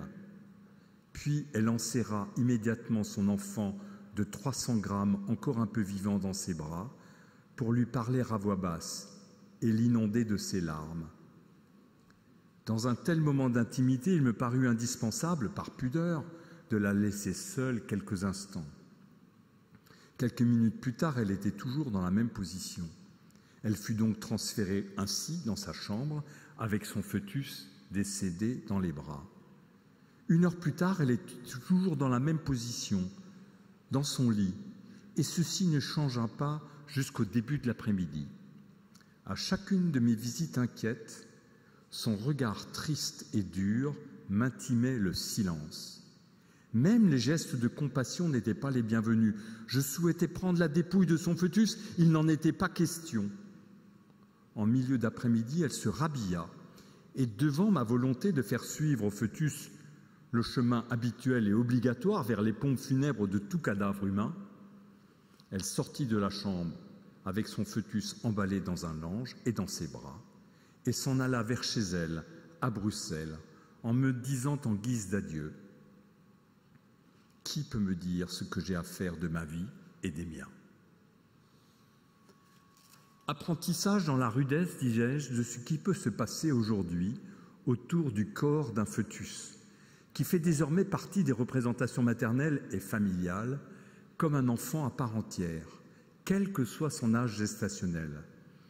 La représentation symbolique ne suffit plus. Dans notre civilisation de l'image, il faut qu'il soit là, vu, pleuré et inhumé en un endroit où on puisse venir se recueillir avec les siens. Traités encore aujourd'hui par le droit français comme des choses et non pas comme des personnes, le regard que notre société porte sur l'embryon et sur le fœtus s'est complètement transformé en 40 ans. L'expression « produit de fausse couche » a disparu. Les rituels laïques autour de la naissance d'un enfant mort ont été promus par les professionnels de la naissance et ils disent quelque chose sur notre société. C'est de ce quelque chose qui concerne le corps des humains que je voudrais vous parler ici, car il semble bien que le corps, la chair tangible, soit de retour. Autour de la naissance et de la mort, de nouvelles pratiques ont vu le jour dans les 30 dernières années. Les pères sont conviés à couper le cordon de leur enfant nouveau-né, les mères sont incitées à des rituels aussi saugrenus que disparates autour du placenta, que certains proposent de faire regarder, voire même emmener à la maison. Parallèlement, chaque fois qu'un fœtus meurt, les parents se voient encouragés à le voir et à le toucher. Une nouvelle conception matérialiste du deuil s'est répandue un peu partout. Chacun devrait effectuer un travail de deuil. Travail qui serait plus difficile, voire impossible, si on n'a pas vu le corps ou à défaut ses traces. Ceci a entraîné une exigence de traçabilité qui se traduit dans la loi par un encadrement strict de l'endroit où on peut éparpiller les cendres d'un défunt, mais aussi de la manière dont se déroule la crémation elle-même. Les enfants issus du don de gamètes, bien sûr anonymes dans notre pays, sont de plus en plus nombreux à revendiquer la rencontre physique avec ce donneur et détaillent avec force argument l'inconfort qu'ils éprouvent à s'en voir privés. Les tests de paternité ont un succès croissant et on a même pensé à exhumer une vedette nationale pour vérifier sur du vrai les prétentions de filiation d'une femme qui aurait pu être sa fille, tant elle lui ressemblait. On lui avait tellement évoqué cette filiation qu'elle s'y était faite, physiquement. Sans parler de la tentative de conditionner au résultat des tests ADN le regroupement familial. Comme une espèce de vérité première, puisque naturelle, qui viendrait de ce que le corps dit, de ce que la réalité biologique du corps prouve. Et que dire des tentatives désespérées de la médecine de la reproduction pour que l'enfant si désiré soit bel et bien issu des gènes de ses deux parents. Qu'y a-t-il de commun entre ces différentes pratiques? Partout, il s'agit de corps entiers ou en morceaux, de corps visibles dont la présence, l'exhibition ou la manipulation sont censés produire des effets psychiques, de corps invisibles mais présents au travers de la filiation génétique et de l'ADN qui, lui, ne saurait mentir. Personne n'a évalué à ce jour l'efficacité psychologique de ces nouveaux rituels autour du corps. Et là n'est pas la question d'ailleurs. Pourquoi faut-il, depuis peu, que les endeuillés en passent par ce genre de traces? Quelle est la raison d'être de ces protocoles? Est-ce une nouvelle manière de dire ce qui fonde l'identité d'un individu aujourd'hui? Quel rôle joue le corps dans notre société? Les pratiques sociales ont changé dans les 30 dernières années. Pourquoi? Pourquoi tous ces gestes conseillés par les professionnels, voire obligés, puis codifiés et même introduits dans nos textes de loi? Inscription à l'état civil des fœtus morts ou règles précises de la dispersion des cendres mortuaires. Faire tout pour revaloriser le placenta ou faire accéder les adoptés à l'identité de leurs parents biologiques, est-ce revenir en arrière? De même, faire regarder les morts qui ne seraient jamais autant présents que par leur corps, est-ce revenir à des pratiques traditionnelles rétrogrades, voire conservatrices? Aurait-on affaire à un simple retour au passé? Asseoir une identité légitime sur une véritable incarnation, c'est recourir à la nature comme fondement plus ou moins important, plus ou moins exclusif de l'identité. Au moment de la naissance et de la mort, c'est avant tout à des corps habillés de discours et de sens que les professionnels et les profanes ont affaire. C'est donc des moments privilégiés pour observer la définition des identités sociales. C'est pour cela que ces moments de passage sont entourés de rites et de cérémonies, laïques ou religieuses, autant de manières de mettre des mots et des phrases sur ces événements. Ces deux moments de passage, la naissance et la mort, marquent l'entrée et la sortie de la communauté humaine. Dans les sociétés traditionnelles, c'étaient d'ailleurs les mêmes personnes qui étaient chargées de ces rites, prêtres ou femmes sages qui aident à la naissance, celles qui lavent puis enveloppent les morts, comme elles lavent et enveloppent les nouveau-nés. La dissociation de ces deux fonctions est plutôt récente. Les professionnels qui administrent aujourd'hui ces passages diffusent un produit culturel bien particulier. Ils sont porteurs d'une formule de compromis entre le rapport au corps et l'identité. La nature est mimée et convoquée par le cœur des profanes, car elle donne un surcroît de légitimité à ce qu'ils sont en train de faire. La matérialité de la chair est devenue le lieu de travail sur soi, un support identitaire majeur. De la législation de la contraception en 1967 à celle de l'avortement en 1975, de l'introduction de la notion de mort cérébrale en 1968 au premier mouvement en faveur du suicide assisté, nombre de changements sont intervenus dans l'administration de la naissance et de la mort.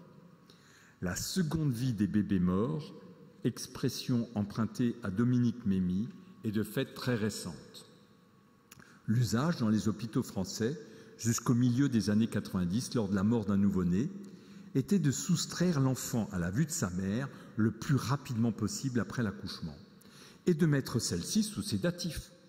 Souvent même, on l'incitait à oublier, comme si c'était possible, et à programmer au plus vite une autre grossesse, un autre enfant pour ne plus y penser, pour se changer les idées et remplacer l'enfant défunt.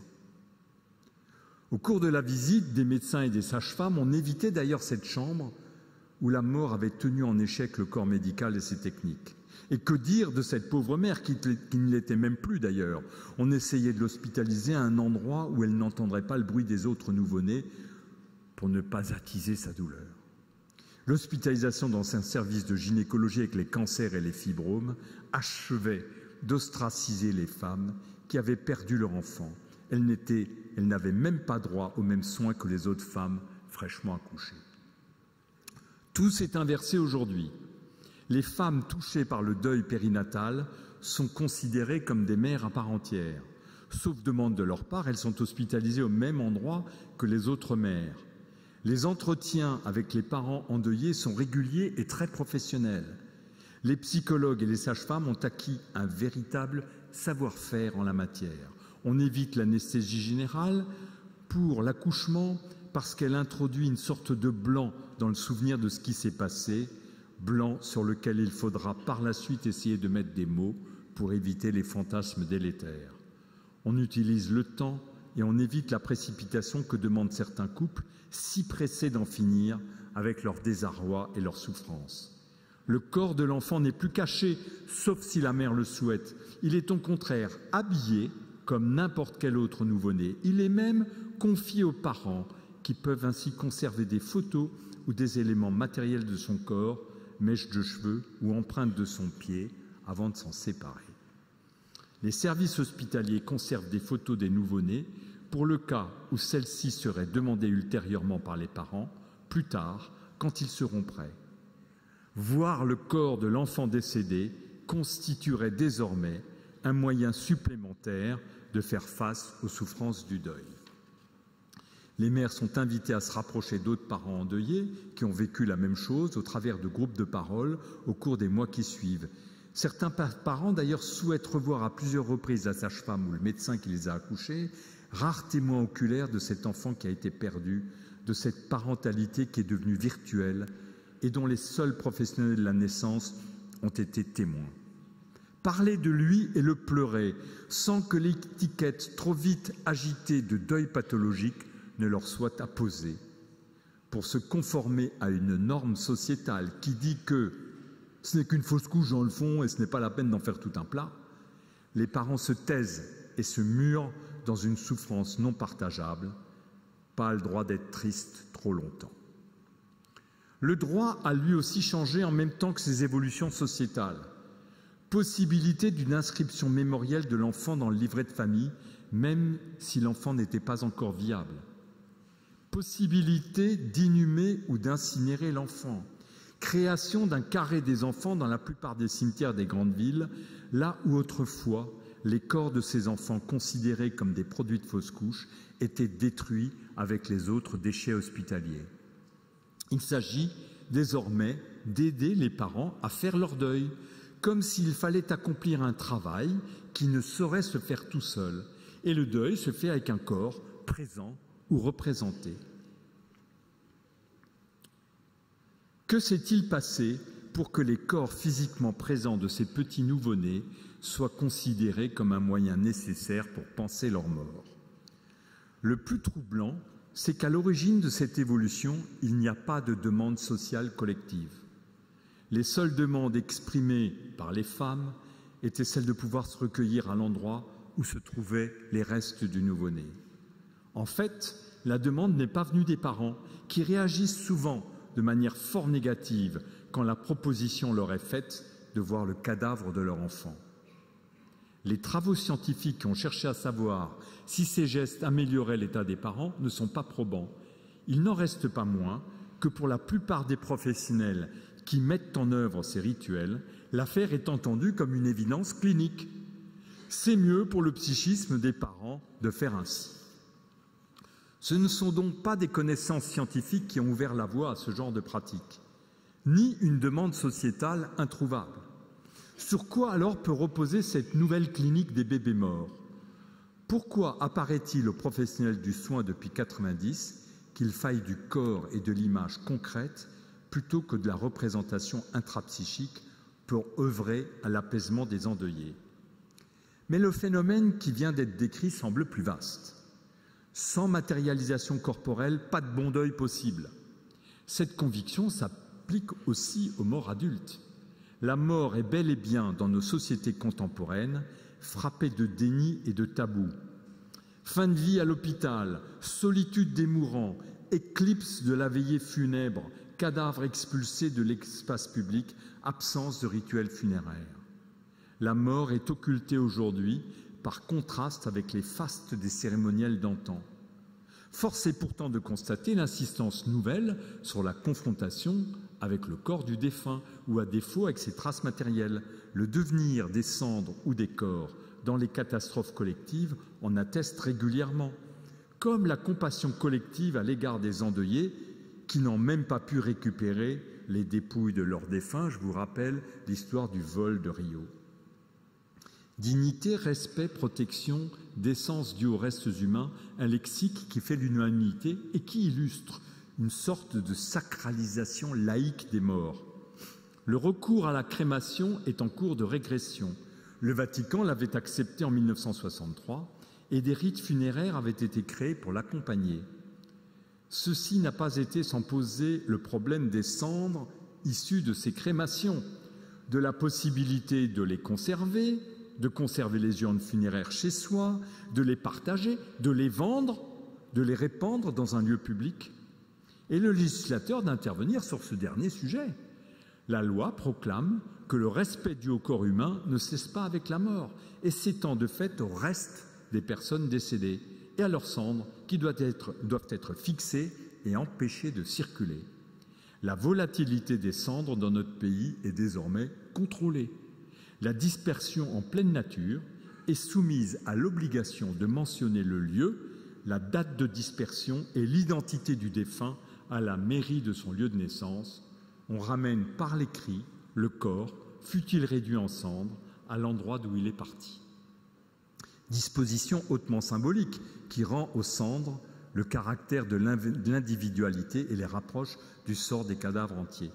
Mais le texte de loi se fait tout à coup psychologique, puisqu'il dit la chose suivante, écoutez bien, le travail de deuil et de mémoire est rendu plus difficile lorsque les conditions de conservation des restes humains sont imprécises, il nécessite des traces accessibles. Désormais, seule la matérialité des corps semble à même de favoriser la pensée de la mort. L'âme du défunt étant insaisissable, les traces de son corps sont ce qui nous reste vraiment de lui. Elles attestent la réalité à la fois de l'existence et de la mort de la personne. À défaut de représentation directe du corps, la loi n'oblige qu'à une représentation par une trace localisable et accessible dans un espace public, inscription sur un monument funéraire ou dans un registre de mairie. Chapelles ardentes et cérémonies permettaient un hommage collectif lors d'une catastrophe impliquant de nombreuses personnes. Il faut en plus désormais faire tout ce qui est possible pour restituer les corps ou les morceaux aux familles. Plus de fosses communes où les corps sont inhumés sans identification, comme ce fut le cas pour les victimes du barrage de Fréjus en 1959. Plus de tombes communes, comme ce fut le cas pour les 40 enfants décédés en 1982 dans l'accident de l'autocar de Beaune. Pour l'Airbus du Mont-Saint-Odile en 92, on utilise pour la première fois les empreintes génétiques pour identifier les restes et les rendre aux familles. Mieux vaut rendre quelque chose plutôt que rien. Et ce travail est devenu essentiel lors de la récente catastrophe aérienne par suicide d'un pilote, où les restes ont été méticuleusement analysés pour rendre à chaque famille des cendres précises et dédiées. Plus révélateur encore, un mouvement récent aux États-Unis propose de garder les morts à domicile le plus longtemps possible à l'aide de glace et d'eau parfumée. Ce mouvement alternatif s'est fortement appuyé sur des professionnels, les Death Midwives, sages-femmes de la mort, disposant d'une véritable formation et de manuels. Les principes d'hygiène et de salubrité qui avaient prévalu à la fin du XIXe siècle sont détrônés par le souci du psychisme des vivants. À l'hygiénisme physique s'ajoute désormais l'ardente obligation d'un hygiénisme mental qui s'appuie sur la matérialité des corps. Au début de l'année 2000, l'impossibilité de faire son deuil sans corps devient indubitable pour tous, croyants ou non, une sorte d'évidence collective. On a alors de cesse que l'on retrouve les morceaux de corps et à défaut des restes d'objets ayant appartenu au défunt pour réussir son deuil. Les journalistes couvrant des drames réels sont atteints de psychologisme, une nouvelle grille d'analyse. Les commentateurs culturels sont nombreux à aborder le thème du deuil impossible. L'exigence de disposer d'un corps pour pouvoir faire son deuil ne concerne plus les proches du disparu, mais l'ensemble du corps social. Sans corps, on ne pourrait plus se débarrasser du deuil. Le deuil exigerait la présence matérielle du corps du défunt. De là à penser qu'une fois mort, le sujet resterait effectivement présent dans la matérialité de son corps, il n'y a qu'un pas qui a commencé d'être franchi dans le domaine des greffes d'organes. Entre les donneurs et receveurs ne circuleraient pas seulement des morceaux de corps, mais aussi de l'identité. La littérature depuis 1990 illustre très largement ce point. Les représentations autour de la transplantation sont parlantes. La personne est trop présente dans son corps pour qu'incorporer des organes étrangers aux siens n'altère pas sa propre identité. Là aussi, il s'agit de refonder le sujet par le corps. Personnel hospitalier incitant à regarder les bébés morts, professionnels du funéraire soucieux de contenir la volatilité des cendres des défunts ou de replacer leur corps au centre des rites mortuaires, médecins inquiets de l'acceptation psychologique de la greffe, psychologues attentifs au support matériel du travail de deuil comme aux origines biologiques des personnes nées sous X ou d'un don de gamètes, sages-femmes opiniâtres à venir au secours des identités des pères, des mères, voire des enfants, grâce à la manipulation du lait, du placenta et du cordon ombilical que les pères sont incités à couper. Tout cela alors que la demande sociale autour de ces pratiques est inexistante. L'encadrement professionnel s'est révélé très volontariste et autonome. Les professionnels sont en fait les principales victimes du déni de la mort dans une société qui l'a rendu véritablement tabou. Ils ont d'ailleurs été les lanceurs d'alerte sur le traitement des bébés morts dans les hôpitaux évacués avec les déchets hospitaliers.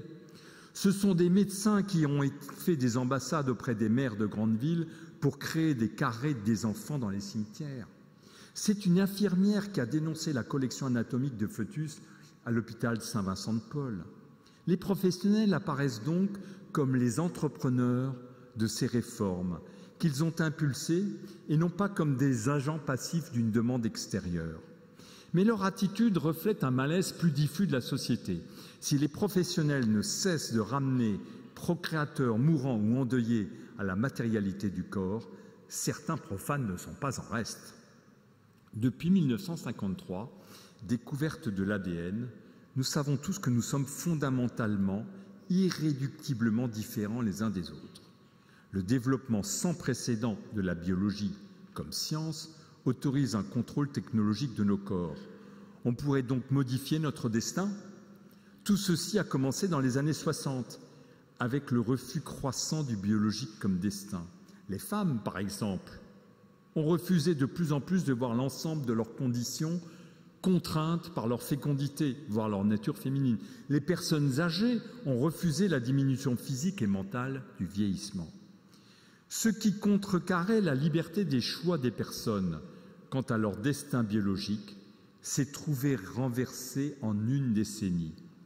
Jusqu'au milieu des années 60, la vie était intouchable à son début. Pas de contraception ni d'IVG. Et à sa fin, de l'euthanasie et de la stigmatisation du suicide interdit. Il n'y avait pas de débat public sur ces sujets. L'État et les professionnels de santé tendaient à faire prévaloir la valeur supérieure de la vie sur toute autre considération. La libre disposition de soi comme corps et la qualité de vie comme valeur n'avaient pas de place. La régulation des conduites était basée sur les interdits, ceux de l'État venant renforcer ceux des églises. L'individu était fermement corseté. La décennie 65-75 a mis à bas cet édifice et marque une sorte d'indocilité autour de la naissance et de la mort. Les libérations libertaires des années 70, puis la montée en puissance des biotechnologies au cours des années 80, ont introduit de nouvelles options jusque-là inexistantes. On parle de planification des naissances, puis on réclame le pouvoir de planifier sa mort. Suicide et avortement existaient avant, bien sûr, mais de manière furtive et bricolée. On passe désormais à l'ère de l'intervention physique sur soi. Le corps, après la mort, commence à faire l'objet d'un contrôle individuel dans des contrats d'obsèques prévoyant le détail du devenir des corps. Mais on peut aussi se dessaisir de son corps par le don post-mortem de ses organes. Nous sommes devenus un peu plus propriétaires de nos corps, alors qu'auparavant, nous n'en étions que les usufruitiers. Il ne s'agit donc pas d'un simple retour en arrière. Placenta, cordon, ventre, cadavre de bébé sont autant d'objets transitionnels. Après avoir célébré toutes sortes de libérations entre conjoints, entre pères, mères et enfants, entre vivants et morts, entre donneurs et receveurs d'organes, entre générations et entre parents d'origine et adoptés, l'heure semble être à nouveau à la fusion ou du moins à la mélancolie de sa perte. L'autonomie acquise dans les années 68 a entraîné un contre-coup, la nostalgie du bon vieux temps où tout cela n'était même pas envisageable. Les professionnels de la santé, convaincus de la légitimité de pratiques comme la contraception, l'IVG, l'IMG, la crémation, la transplantation, l'adoption, sont désormais soucieux des conséquences que ces progrès feraient peser sur le lien social. Il s'agit de protéger les patients des méfaits possibles de l'évolution des techniques touchant le corps. Comment freiner le désenchantement du monde sans faire appel au sacré d'antan ? Comment fabriquer du lien entre des gens encouragés à se penser comme des individus libres et autonomes? Le corps, à défaut de la nature, s'est révélé à cet égard un allié de choix. Quand tout change, les esprits inquiets voudraient que quelque chose reste pareil. Et la nature, sous l'espèce ici du corps et de l'origine, joue fort bien ce rôle. Le corps, par sa matérialité visible, présente l'énorme avantage de conjurer, pour des pensées concrètes, la crainte d'une trop grande dématérialisation. Il apparaît dès lors comme une voie de compromis dans une modernité qui se cherche. La solution trouvée à cette inquiétude du tout est devenu possible et du no limite, c'est une culture du tangible ou de la trace, de la traçabilité, qui ne se satisfait plus des signes et des symboles. C'est une culture inspirée par le bon sens et l'évidence palpable. On a besoin de corps pour garder contact avec la réalité. La vérité procède du visible. Dans les années 60, on apprenait à penser la mort abstraitement, la disparition par la disparition, la perte par du rien. Désormais, c'est un langage concret que nous sommes conviés, sous peine de mots psychiques. L'équilibre s'est donc déplacé en 20 ans du côté de la nature et de son affichage.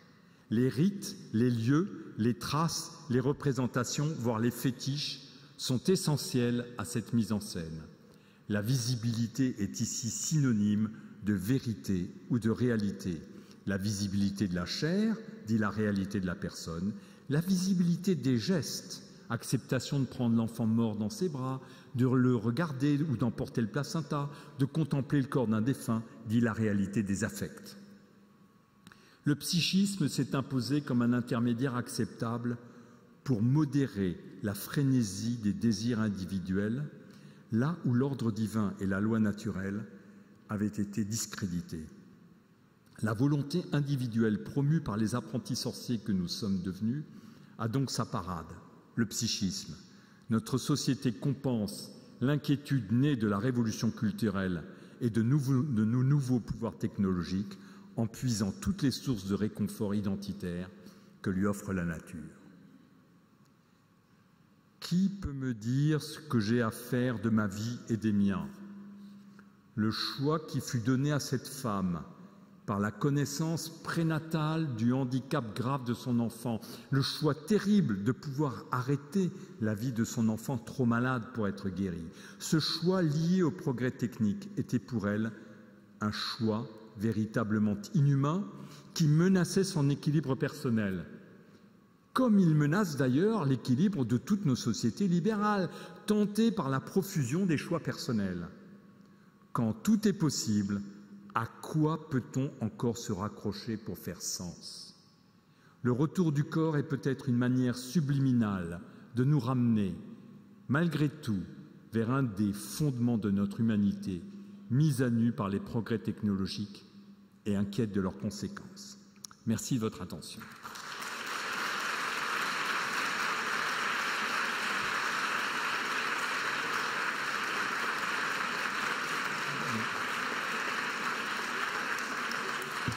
Et je vous donne rendez-vous demain matin à 10 h dans cette salle et pas à la librairie Kléber, comme c'était prévu initialement. À demain.